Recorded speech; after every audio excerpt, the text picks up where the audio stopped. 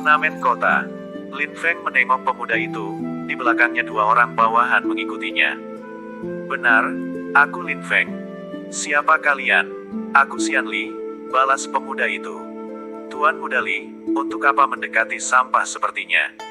Dua pemuda bawahan Xian Li keberatan jika tuan muda mereka mendekati Lin Feng. Lin Feng menyipitkan alis kesal karena lagi-lagi bertemu dengan seseorang yang merendahkannya. Jika kalian mendekatiku untuk menghinaku, lebih baik menyadari hadapanku. Usir Lin Feng. Hahaha, aku melihatmu dan sangat tertarik denganmu. Bagaimana bisa sampah sepertimu mengikuti turnamen? Tawa Xian Li mengutarakan maksudnya mendekati Lin Feng yaitu untuk membulinya. Seperti dugaan Lin Feng, Xian Li dan dua bawahannya memang berniat membulinya. Lin Feng mengepalkan tangannya rat-rat sangat marah terhadap Xian Li dan dua bawahannya. Lin Feng bermaksud meninju mereka. Namun, dia menahan diri karena berada di pusat keramaian. Aku akan pergi mendaftar turnamen. Lin Feng yang menyadari kultivasinya masih rendah dan tidak ingin menambah musuh, memilih menghindar dari Xian Li dan bawahannya. Xian Li membiarkan Lin Feng pergi, namun, dia sudah memikirkan hal jahat kepada Lin Feng. Tahun lalu pada babak pertama turnamen, para peserta turnamen akan memasuki sebuah gunung untuk mendapatkan kristal jiwa dari binatang spirit. Xian Li bermaksud menindas Lin Feng yang kultivasinya rendah di gunung itu. Lin Feng menuju ke tempat pendaftaran dan dia mendaftar menjadi peserta turnamen tanpa gangguan. Lin Feng menjadi peserta turnamen dengan nomor urut 375. Tidak lama, ribuan peserta turnamen telah bersiap untuk mengikuti babak pertama turnamen. Turnamen kota itu akan memperebutkan 10 tiket mengikuti seleksi masuk sekte. Juri turnamen berada di tengah arena dan menjelaskan tentang babak pertama turnamen. Benar saja perkiraan Xian Li jika babak pertama turnamen para peserta akan memasuki sebuah gunung untuk memburu binatang spirit. Juri kembali menerangkan, babak pertama turnamen akan menyisakan 100 peserta yang memperoleh paling banyak kristal jiwa. Para peserta silakan memasuki pintu portal yang telah tersedia dan dapatkan kristal jiwa sebanyak mungkin. Waktu kalian hanya 3 jam, jika tidak kembali, kalian akan otomatis tereliminasi. Di arena, sudah dipersiapkan puluhan pintu portal yang terhubung dengan gunung tempat perburuan binatang spirit. Para peserta dibekali kantong ruang dimensi untuk menyimpan kristal jiwa yang berhasil mereka dapatkan. Satu persatu peserta pun mulai memasuki pintu portal itu. Wus! Lin Feng memasuki salah satu pintu portal dan dalam waktu sekejap dia sudah berada di wilayah gunung perburuan. Ayo kita ikuti sampah itu. Di belakang Lin Feng, Xian Li dan dua orang bawahannya mengikuti langkah Lin Feng. Peraturan turnamen tidak menjelaskan jika para peserta tidak diperkenankan saling membunuh. Aturannya hanya satu di mana para peserta diharuskan memperoleh sebanyak mungkin kristal jiwa. Mereka boleh saja merebut dan merampas dari peserta lain dan saling serang satu sama lain untuk mendapatkan kristal jiwa. Hanya mereka yang kuatlah yang berhak mengikuti babak selanjutnya sehingga tidak ada peraturan pasti yang menjabarkan tentang hal-hal yang dapat dilakukan di gunung perburuan. Juri hanya mewanti-wanti para peserta agar tidak saling membunuh, tidak secara eksplisit melarangnya. Gunung yang akan para peserta tempuh sangat luas dan tidak semua terpantau. Apapun bisa terjadi di dalamnya tanpa sepengetahuan juri seperti turnamen-turnamen sebelumnya di mana banyak peserta yang tidak kembali keluar gunung entah karena tewas oleh binatang spirit atau tewas di tangan peserta lain. Xian Li dan dua bawahannya mengikuti Lin Feng memasuki pintu portal, namun mereka kehilangan Lin Feng karena Lin Feng langsung meninggalkan pintu portal tempatnya keluar. Lin Feng mengetahui jika Xian Li mengikutinya. Namun, dia bergegas pergi dari tempatnya keluar. Sial, kemana dia pergi? Xian Li tampak kesal karena kehilangan Lin Feng. Xian Li yang suka menindas mereka yang lemah, entah kenapa sangat tertarik menindas Lin Feng saat melihatnya. Lin Feng melesat di gunung tempat babak pertama turnamen dilakukan. Baginya, binatang spirit di gunung itu sangatlah lemah, tidak sebanding dengan binatang spirit di hutan kegelapan. Dalam waktu setengah jam, Lin Feng sudah memenuhi kantong ruang dimensi dengan banyak kristal jiwa binatang spirit yang rata-rata hanya berada di tahap prajurit tingkat tinggi. Di area gunung perburuan, beberapa artefak burung transmisi mengamati para peserta. Burung-burung itu akan mengirimkan gambar ke formasi layar lebar yang ada di stadion. Namun meskipun begitu, Lin Feng dengan apik menghindari burung pengamat sehingga kemampuannya tidak terlihat di formasi layar lebar kepada para penonton di stadion. Lin Feng duduk di bawah sebuah pohon jauh dari jangkauan burung pengamat. Sekali ada burung pengamat yang akan mendekat, Lin Feng langsung menghancurkannya dengan melempar bebatuan kecil. Lin Feng menunggu waktu 3 jam berlalu, tidak ingin terlalu cepat keluar dan kembali ke stadion. Tidak lama, Xian Li menemukan tempat keberadaan Lin Feng. "Tuan Muda Li, lihat si sampah itu." Tunjuk bawahan Xian Li ke arah Lin Feng. Xian Li menatap Lin Feng. Sampah itu sadar diri tidak akan mendapatkan kristal jiwa, oleh karenanya, dia hanya duduk di bawah sebuah pohon, pikirnya. Lin Feng menghela nafas melihat Xian Li dan dua bawahannya. "Sial, kenapa aku bertemu dengan mereka?" Xian Li dan bawahannya mendekati Lin Feng. "Sampah, akhirnya aku menemukanmu," ucap Xian Li. "Hanya kalian dari sini. Untuk apa mencariku? Jangan salahkan kami mencarimu, aku sangat tertarik dengan orang-orang lemah sepertimu," ujar Xian Li. "Untuk apa kalian sibuk denganku bukannya memburu binatang spirit?" Lin Feng bangkit dari tempat duduknya, hendak pergi meninggalkan Xian Li dan bawahannya. Xian Li dan dua orang bawahannya langsung mengerubungi Lin Feng. "Hahaha, kamu tidak bisa pergi dari sini sebelum babak belur oleh kami."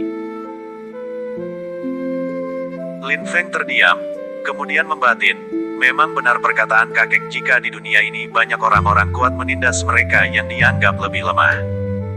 Apa yang harus aku lakukan kepada mereka? Lin Feng bimbang dengan apa yang seharusnya dia lakukan kepada Xian Li. Dia sudah memiliki musuh dari klan Huang dan sekarang Xian Li begitu memprovokasinya. Xian Li tidak peduli dengan Lin Feng yang terdiam merenung. Dia memerintah dua bawahannya menyerang Lin Feng, pukuli dan bunuh dia. Kedua bawahan Xian Li langsung melesat ke arah Lin Feng. Bam! Bam! Lin Feng langsung menendang dua orang bawahan Xian Li sampai mereka tersungkur di tanah sebelum mereka menyerangnya. Lin Feng tiba-tiba berada di hadapan Xian Li dan mencekiknya. Dia naik pitam karena Xian Li memerintah bawahannya membunuhnya. "Kamu bermaksud membunuhku? Aku tidak akan mengampunimu," ucapnya sambil melempar tubuh Xian Li ke tanah.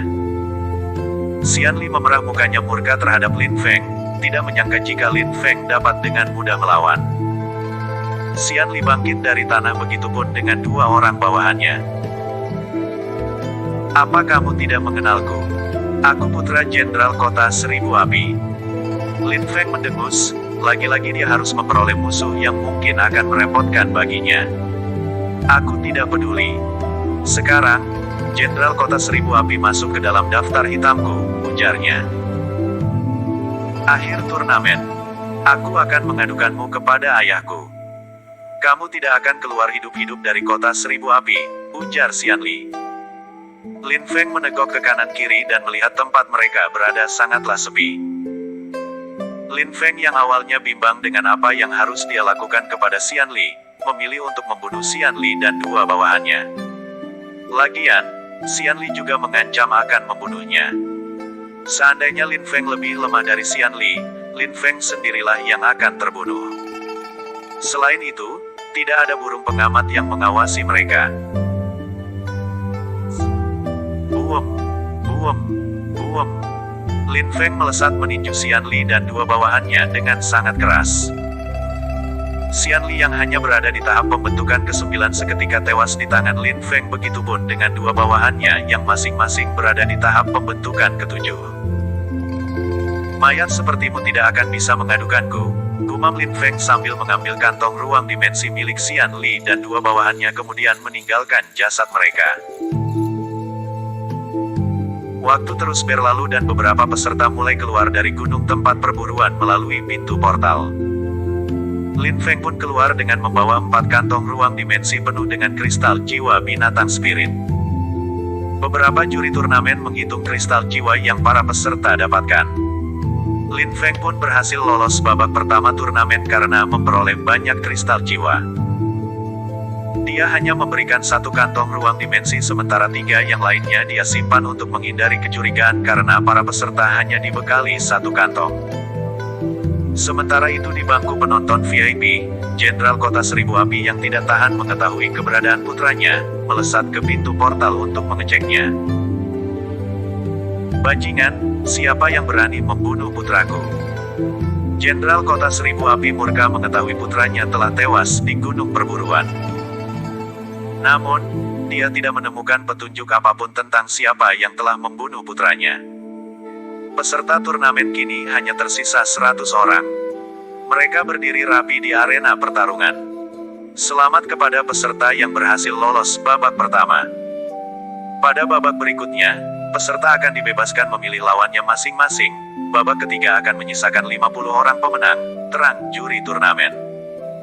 Beberapa peserta mulai memilih lawan mereka masing-masing. Namun, hanya tersisa 2 orang yang belum memilih lawan mereka. Mereka adalah Lin Feng yang memiliki tahap kultivasi paling lemah dan seorang peserta yang berada di tahap paling tinggi, yaitu ujian di tahap pemula kedua. Para peserta tidak memilih Lin Feng karena terlalu lemah akan menurunkan harga diri mereka, begitupun dengan ujian yang terlalu kuat tidak akan sanggup mereka lawan. Lin Feng mendekati Hujian. "Apa kamu mau menjadi lawanku?" Hujian mengangkat bahunya, merasa konyol karena harus melawan peserta terlemah, dia terpaksa menyetujuinya. "Siapa lagi yang akan menjadi lawanku selain kamu? Aku harap, kamu mengerahkan seluruh kemampuanmu menghadapiku. Aku Lin Feng," ujar Lin Feng sambil membungkuk hormat, memperkenalkan dirinya. "Aku Hujian," balas Hujian sambil tersenyum kecut mendengar ucapan Lin Feng. Bagaimana dia akan mengerahkan segenap kemampuannya menghadapi Lin Feng? Bertarung dengan Lin Feng saja dapat menurunkan harga dirinya. Pertarungan demi pertarungan babak kedua selesai dilakukan. Juri kembali angkat bicara, peserta berikutnya nomor urut 375 melawan nomor urut 120. Lin Feng dengan nomor urut 375 langsung melesat ke arena pertarungan. Begitupun dengan Hujian dengan nomor urut 120 yang terlihat begitu sungkan melawan Lin Feng. Sama seperti Hujian, para penonton juga terlihat sungkan menyaksikan pertarungan antara Hujian dengan Lin Feng. Mereka menganggap jika Lin Feng akan kalah dengan sekali serangan menghadapi Hujian. Wasit mengambil alih juri turnamen, mulai. Ucapnya memulai pertarungan. Wus. Hujian melesat dengan cepat ke hadapan Lin Feng, namun dia terhentak kaget mengetahui Lin Feng sudah tidak ada. "Kemana dia? Tendangan monyet."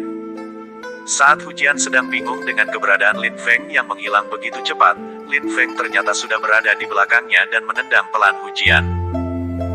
Hujian tersungkur sampai dia keluar arena dengan jurus aneh yang dikeluarkan Lin Feng itu. Lin Feng memenangkan pertarungan dan berhasil lolos ke babak ketiga. Peserta nomor 375 menang, ujar wasit pertandingan. Para penonton hening seketika menyaksikan pertarungan Lin Feng dan Hujian. Dalam waktu sekian detik, Lin Feng mengagetkan mereka dengan kemenangannya. Para penonton tidak percaya dengan apa yang mereka lihat. Namun, kenyataan Lin Feng dapat memenangkan pertarungan dengan sangat cepat membuat para penonton tersedak. "Apa yang terjadi?" gumam wali kota di bangku VIP. "Bocah itu hanya beruntung karena lawannya tidak waspada," sahut seseorang dari perwakilan sekte besar Provinsi Bintang Biru.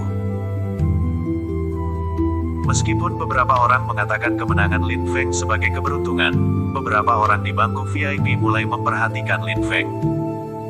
Lolosnya Lin Feng di babak pertama dan kedua membuat mereka penasaran dengan Lin Feng.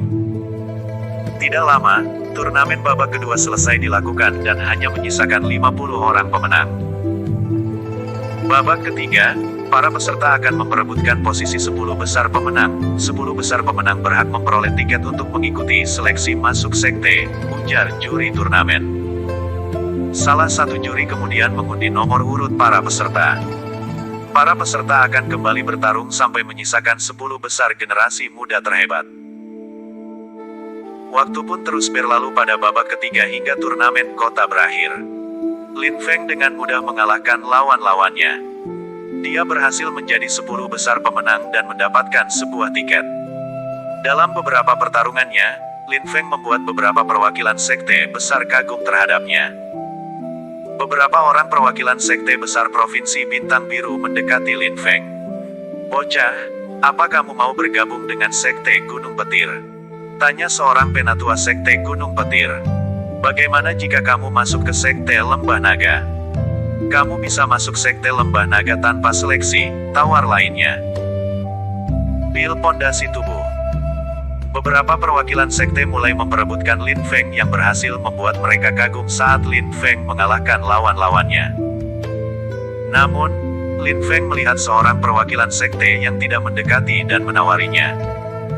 "Dari sekte mana patua itu berasal?" tanya Lin Feng penasaran. "Dia hanyalah patua dari sekte Pedang Api, sekte kecil di Provinsi Bintang Biru," ujar salah satu perwakilan sekte. "Kalau begitu, aku akan memasuki sekte Pedang Api." Lin Feng entah kenapa tertarik setelah mendengar nama sekte Pedang Api. Beberapa perwakilan sekte yang mendekati Lin Feng sedikit kecewa karena Lin Feng memilih sekte Pedang Api. Namun, mereka tidak bisa berbuat apapun dengan keputusan Lin Feng. Lin Feng berjalan mendekat ke patua dari sekte Pedang Api. Saat sudah berada di dekatnya, Lin Feng menyapa patua itu. "Patua, apa kamu dari sekte Pedang Api?" "Ya," balas patua itu. "Aku berniat mengikuti seleksi masuk sekte Pedang Api," terang Lin Feng.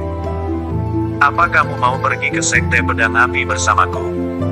1 minggu lagi seleksi masuk akan dilakukan," ujar patua itu. "Aku akan pergi ke sekte seorang diri. Katakan saja di mana letak sektemu itu." Lin Feng tidak ingin bergantung kepada patua itu. Dia memilih menuju ke sekte Pedang Api seorang diri. Patua itu kemudian memberitahu tentang keberadaan sekte Pedang Api kepada Lin Feng. "Aku akan segera ke sana," ucap Lin Feng. "Baiklah, aku akan menantikanmu di sekte Pedang Api." "Aku pergi dulu," balas patua itu kemudian pergi meninggalkan Lin Feng. Beberapa saat berlalu, stadion di pusat kota Seribu Api mulai tampak sepi. Lin Feng pun turut meninggalkan stadion kota. "Aku akan pergi ke Menara Bulan untuk menjual beberapa kristal jiwa dan pil yang telah aku racik," gumamnya. Lin Feng berjalan di kota Seribu Api mencari keberadaan Menara Bulan dan tak lama, dia menemukannya. Lin Feng memasuki Menara Bulan dan menemui salah satu pelayan. Dia memperlihatkan lencana yang pernah diberikan oleh Sui Yen sambil berucap, "Aku akan menjual beberapa kristal jiwa dan pil." Pelayan yang melihat lencana Lin Feng pun tersenyum ramah kepadanya. "Silahkan duduk dulu, Tuan Muda. Aku akan memanggil manajer." Pelayan pergi dari hadapan Lin Feng dan tak lama kembali dengan seorang manajer.